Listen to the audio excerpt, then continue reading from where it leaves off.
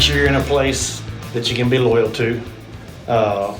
Save some money over the years, and make sure you marry right. And then I spend time talking about the marriage just because.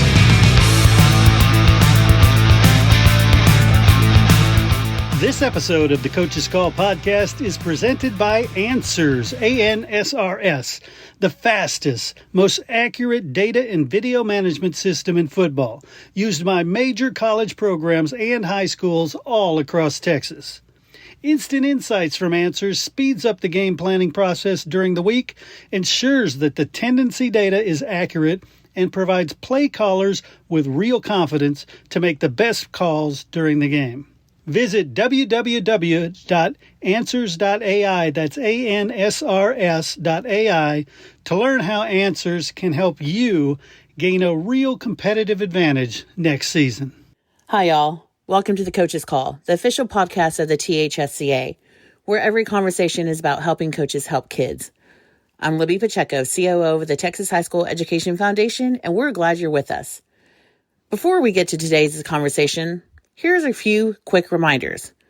We encourage you to get involved with our Educate, Excel, Play campaign as we continue to promote and defend education-based athletics across Texas.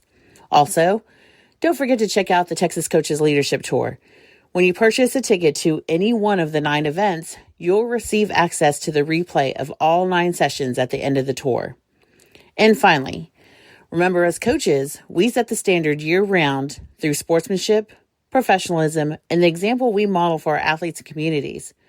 So thank you to all of our programs that are engaged in continuing to lead the Texas way. We are making a difference in sportsmanship in Texas. If you want more information about any of these events, don't forget to visit our website. And now, here's today's episode of the Coach's Call.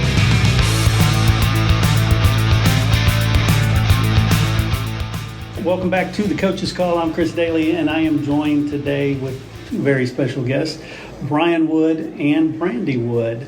Brian, you're offensive coordinator at Wayland Baptist, right? Yes, sir. But you're also highly involved with the ROC Mentoring Program. Yes, sir. And we're going to talk about marriage and how that, I guess, plays an important role as it comes to coaching, right? Right. Yeah, we just, Brandi and I kind of feel led to, in the recent years, just to be able to share what we've gone through in our 30 years and the ROC program being part of that, and just overall how important the Coaches Association is to me as a coach, and the Wives Association to Brandi as well. Right. Well, let's dig into that. I mean, we were talking a little bit before we started rolling that any coach that's been around for a while knows without a doubt the importance of that relationship, having that their significant other be committed to this whole thing too. So where do you want to start tackling this issue? Yeah, it's a big topic. It is. We've done it for 33 years together, and so there's no way to hit on all of it. I think that I'll reference what we talked to our ROC mentees about. Mm-hmm. Is every time I get to talk to them, I give them my spiel, and it's 3 points for your young coach, and it's make sure you're in a place that you can be loyal to. Save some money over the years, and make sure you marry right. And then I spend time talking about the marriage just because I've watched coaches that have struggled with their marriage because maybe it's the coach's fault, maybe it's the wife's fault, maybe it's together. But I know that Brandi and I have been able to do it because it's our mission field, mm-hmm. and she understood what it took and the time commitment that I had to put into it to be successful. And that may be the base part, and then you can go as far as to how many necks she hugged when they came off the field, how many goodie bags and locker signs and pep rallies, and I mean, it goes on and on and on. That what we've been able to accomplish is and I don't know how you would. I think sometimes that I see a single guy or just someone that's not supported like I am. I don't know how they do it. You know, I just know when I got home, Brandi wasn't going to be mad at me because I'd been gone all day. She understood the commitment to it, and she's been a teacher coach her whole life too. So that's probably why it works so good, is that she understands it as well. But it's a team effort for sure. I wouldn't say I wasn't ever mad about it. Let's be honest. Right? Definitely had our moments, but yes, it is a time. It is a lot of time away from home, and I think you just have to invest in the mission with him, and that's kind of what I embraced a long time ago. So I love that. And you both mentioned the word mission. Talk about that aspect of it, because it is more. You mentioned young coaches. Young coaches come out and it's about winning games and it's about X's and O's. But explain the mission portion. Well, I just think, especially in today's world, I think it's harder to coach now than it ever has been. Just because our education system's not, I don't believe it's as strong as it was 30 years ago when I got into it. Discipline's different. What you're asked to do in the classroom's different. I think the young coaches have more to deal with than we did. But I also know that if you're going to go to work at 5 or 6 in the morning and you're not going to go home till 7 or 8 at night, and you're doing that, you're not doing that just to win games. You're doing that because you love kids. Right. And the good Lord said this is where you're going to make a difference. And we just finished 31 years in public education, and I never wanted to do anything different. Wasn't always smooth and perfect, and there's peaks and valleys just like there is in everything. But I wanted to help kids, and coming to coach's school, you get we went to the Hall of Honor banquet the other night, and you get to listen to them interview kids about that coach and other coaches about that coach, and that's what it's about. Is that you're leaving a legacy of helping kids grow, and it's just such a big deal because we get to go to weddings and get phone calls about new babies, and I don't know, there's just something about 18, 25, 30-year-old kid you coach coming and hugging your neck and saying, "I love you, coach." Yeah. I mean, if that's not a mission field, I don't know what it is. I love it. And you mentioned earlier you have to have the right spouse. You have to pick the right one. I'm sure it's a lot more than that, though, because like with athletics, you don't just pick the right field. You have to work. Yeah. So talk about that, the fact that this isn't just, oh, I've got a winner, I'm done. Yeah. Well, we knew what we were high school sweethearts, so this is probably a little unfair to somebody that meets in after they graduated college or whatever. But we knew going through college what we were going into education. I was born and raised in a coach's house, and I knew that's what I was going to do. She knew she was going to teach and coach, and so we understood. I knew the commitment because I watched my mom and dad do it. It was probably harder for Brandi because she's raised on a farm and she knew the farm life. Mm-hmm. And so I don't think either one of us completely knew what we were getting into, but I know she did. So I might let her speak to that as far as what that entails. I think that it's a give and take, and I think that's probably why I invested so much early on. Of course, I did coach to begin with, so we were both busy and both gone and both investing in our kids that we had. Then we had children, so that changes things a little bit. But I think I figured out real fast that if I wanted to see him and wanted to be in that world, then I had to devote my life to what his mission was as well. So we do date nights. We make sure we have date nights. He co-parented with me. I wasn't a single parent, but I definitely had to do the bulk of it. I was not one to say, wait till your father gets home, because I wasn't real sure when that would be, and it needed to be taken care of right then. So, I did on that side of things. I took over, but he's always been supportive of my goals and my dreams also, and so it's a balance, and it is work. Yeah. It's not always easy, for sure, but it's something that we thrive in. It's our world. We love it. Right. And I think she said that there's just selflessness there, as far as she said she committed to my mission, and real quick it became ours,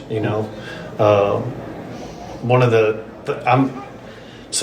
we just moved and are going to try this small college football gig, and I keep telling people, they ask me what I'm most nervous about, and it's what's the first time I hadn't been the boss in 24 years, right? Mm-hmm. But so I'll learn that role. But Brandi and I have always done this together. Like every program that we have built or been thrown into is that we went at it together. There was never. It scares me not to do it without her, is what I'm saying. Mm-hmm. And it'll be not that she won't be involved, but it's not like a high school football program, where we raise them from when they're junior high up into high school. And I just think that goes back to our mission deal. But I love her because of what she said a while ago. It's just she was just selfless, and she wanted us to win a football game and wanted to love kids, and most of them call her the real Coach Wood anyway. Right. That's where we're at in life. It is true. I've tried to get a headset for years. Nice. Have you noticed, though, that schools at every level, it seems, are more focused on family? Because Baylor's a great example. They want you to bring your kids up there. They want you to bring your spouse up there. Yeah. Have you seen that changing?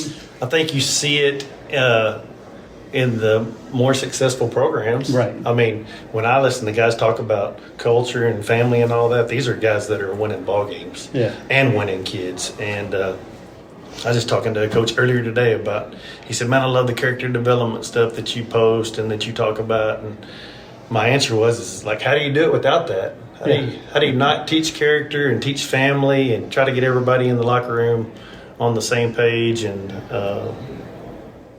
I don't understand how folks don't do it that way. I mean, my coaching family, I just left Burnett, and our Burnett coaching staff and the group of kids we had this year is probably, it's for sure one of the most special groups I've been part of, because you could hug a guy, two grown men hugging necks saying I love you, kids telling coaches, kids telling kids.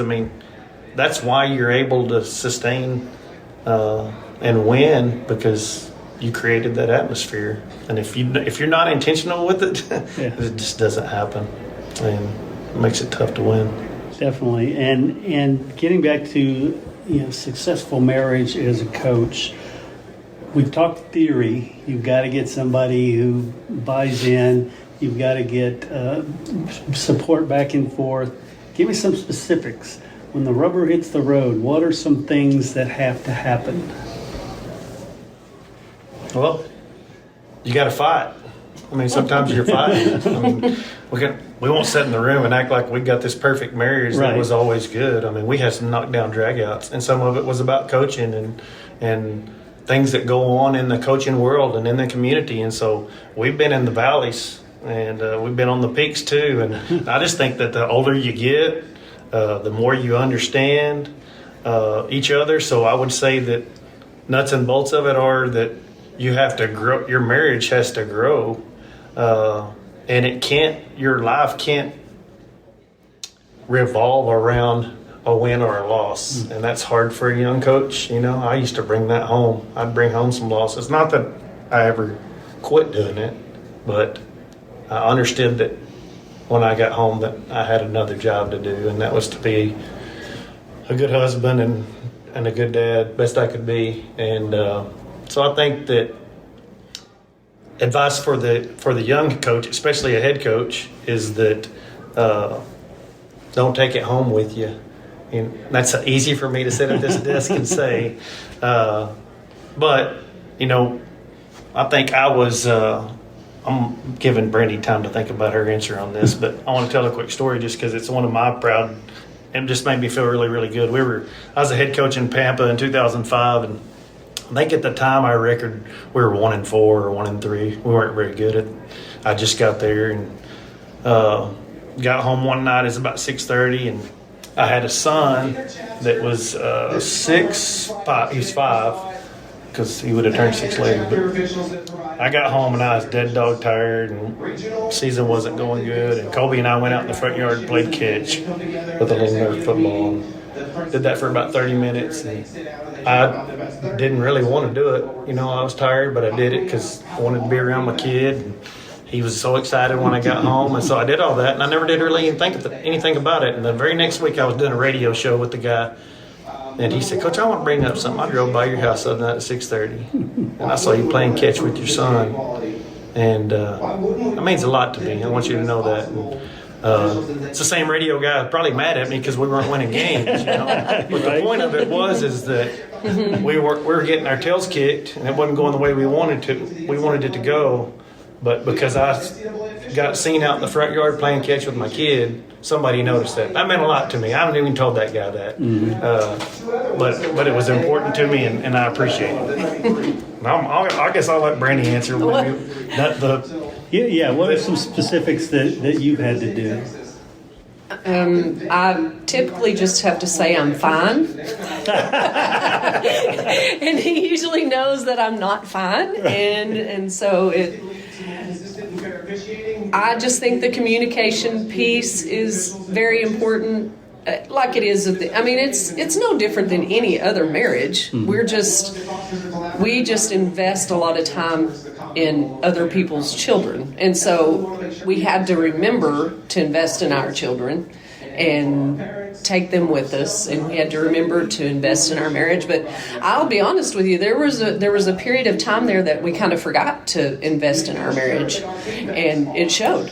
And so that's when we started doing the date nights, and I just feel like, I don't know, the fighting thing, I think it's just you say fighting, but you have to be able to express your feelings, and you have to be able to let him know that you have to remind him gently that he's a husband also, and a father, and it's a lot of responsibility for him, and I try to give him some grace on that. But as far as like when him coming home from winning and losing, I think part of the thing that makes our relationship special is that I love football. That's true. And so I want to talk about it, and I want to recap things. So he doesn't hardly ever bring it up, but I'll start talking, and I'll mention a specific play he ran or something like that, so we can have true football conversations. Obviously not at the level that his coaches have, but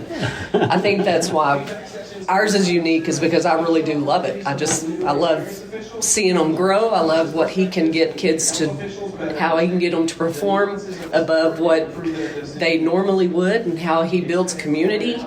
And I love going alongside that and building community also. So I think too that as she's saying all that, is that as a young coach's wife, like if I was, not that any young coach's wife would want an old guy's advice about how to do it, but I know Brandi heard a lot of stuff sitting in the bleachers, you know, where the critics are experts. She got to read some of the emails that I got, that they would accidentally choose the wrong email, you know, and send it to her, and just lots of stuff. I know that a coach's wife has to let it roll off of them. And I know there's a lot that she knows that she didn't even tell me. She protected me. And I think that that's the importance of, I would do the same for her, but the importance of a young head coach's wife or any coach's wife, protecting them when you really want to defend and argue, by just not letting it bother you, knowing that you're the coach's wife, and it just comes with the territory. And while it will sometimes seem personal, most of the time it's just the competitiveness of a crazy parent or fan that just ought to be quiet but isn't, you know. I mean, he did have to tell me to sit down one time. I love that. So when you're talking to young coaches about this subject, what's the reception there? Is it just like, yeah, okay, whatever? Or do you find that they're really interested in this info?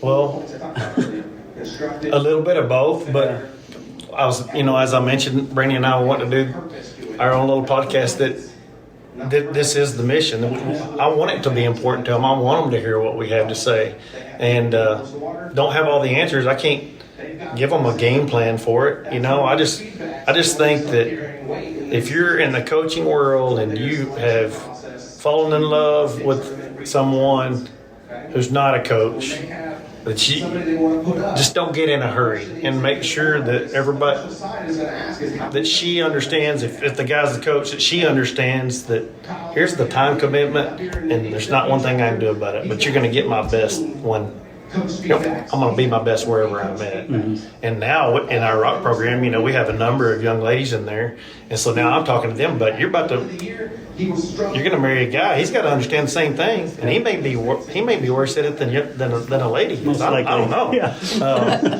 I just know this, that it takes what it takes. Yeah. I tell our coaches that stuff all the time in game planning. If it takes us 2 hours to game plan, it takes us 2 hours. If it takes us 24, that's what it takes. But we're going to be ready to go. And I just think that that's how you are in life. If you're good at stuff, it takes what it takes. I mean, you're sitting in here all day doing this. I mean, it takes what it takes, right? Right. So, that's... I think they also, something that they don't realize when they're getting into it is how this is a profession that everybody sees the results. Mm.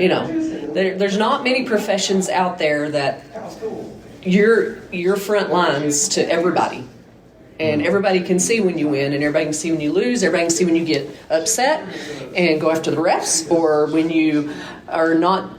You call a timeout, and it's why'd you call a timeout? They're judging everything about that, and I don't think that sometimes women don't get that side of it for sure. They might get the time, they'd be okay with the time, but then your husband's job is being critiqued all the time. Every game, every practice, every play, every time management call, just the whole thing. So that's something I don't think that they take into consideration often. And the only way that time is the only thing that makes you better at that. I mean, I can think back to when she was young. She would tell me stuff, and it was written on her that something was said, and it was bothering her. So I would ask her, and she would tell me. And I can't. I mean, for the last 10 years, we don't even talk about what was hollered at me or what was said. I mean, you just do your best, and people are going to be critics, and they can holler it or type it to the world, whatever. You just do the best you can, and I just think that's why it's so important to have a good spouse that loves what you do. I love that. And how about, a phrase I've heard many times is grow where you're planted. And I take that to mean where you're at right now, be there. Okay? And so talk about the difference between during the season and then maybe during the summer, when you should have a little more time. Yeah.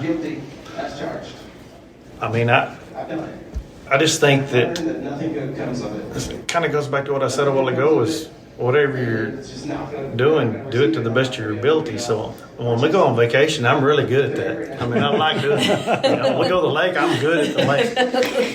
We go on dates, I'm good at dates. And nobody's there. That's my fair. That's judge you on that one either. I'm just, when off season and you have a chance to do things that can refresh you and revive you. I mean, we've been down at coaching school here for 3 days. Which has been out, when I'm not working, we're hanging out, and that's awesome. And I think that it's really important. She talked about date nights. We didn't start doing that except for 7 or 8 years ago. We just made Wednesday night. When I got home from practice, we were going to drive from Shallow Water into Lubbock, and we were going to go eat supper somewhere. And we did it every Wednesday night, and we haven't stopped. And that was intentional, and it helped us. And I just think that we went for our entire careers. We wanted to go to a coaches outreach marriage retreat, and I just never made it work. I had the time to do it. I just didn't make it work. We went to our first one this past summer.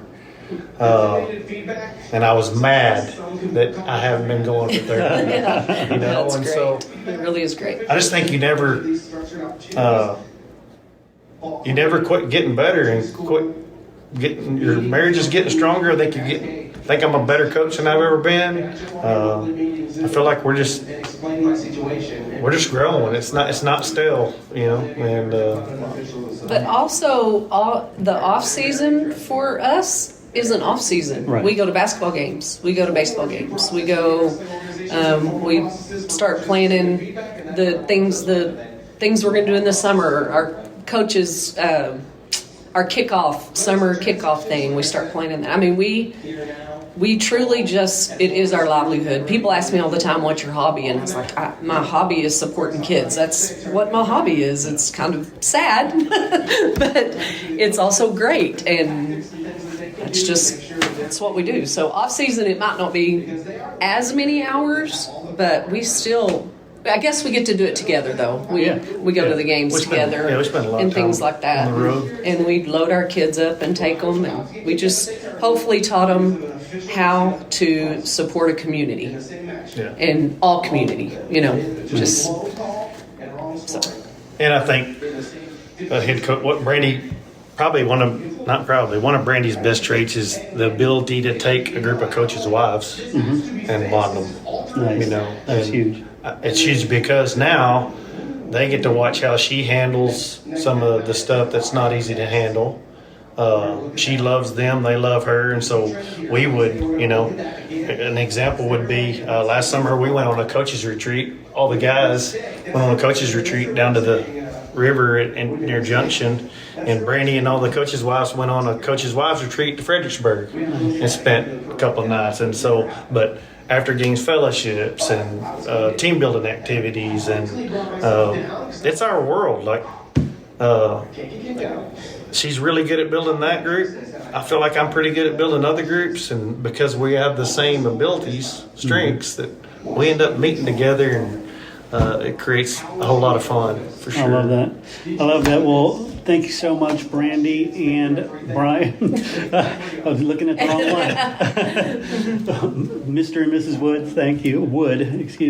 Thank you so much for sitting down with me and sharing some of what I think is some of the most important things you can learn as a coach. Yes, sir. We appreciate the time. Yeah. Sure. It was fun visiting with you. Cool. Thank you.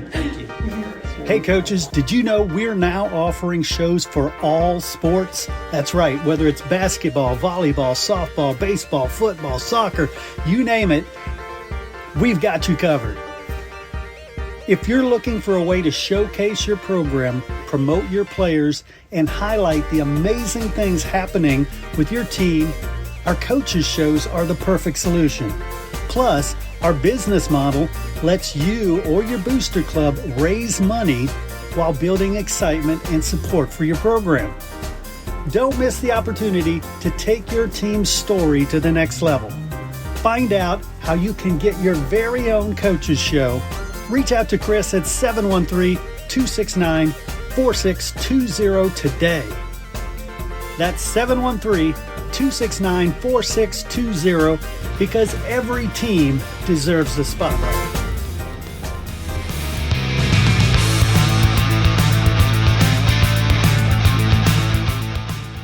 Hey, of course, I want to thank our guest, but I also want to thank you. I want to thank you for giving me what I consider the most valuable thing you can give, your time and your attention. And I know you don't do it to hear me. You do it for the great messages provided by the THSCA.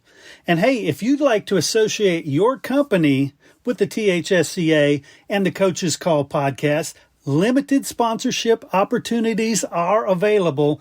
You can reach out to me, Chris Daly, 713-269-4620, or head over to my website, freshmediaworks.com. Once again, thank you so much for supporting Texas high school coaches. Please share this show out to everybody you can so that we can help share these important messages. Thanks again, and we'll catch you next time on The Coach's Call. The interviews in this show are brought to you by the Texas High School Coaches Association. THSCA provides to its more than 26,000 members access to the people, events, tools, and resources to help them thrive in the profession, become trusted leaders in their communities, and live balanced and successful lives. The work and sacrifice coaches do every day is vital to the development and success of student athletes. The THSCA supports these efforts. We fight for every coach, provide them with the connections and resources to improve their lives, and help all student athletes throughout the state enjoy lasting success. The mission statement is simply this: to help and serve Texas high school coaches as they work to help and serve student athletes. Helping coaches help kids. For more information on the THSCA, visit www.thsca.com.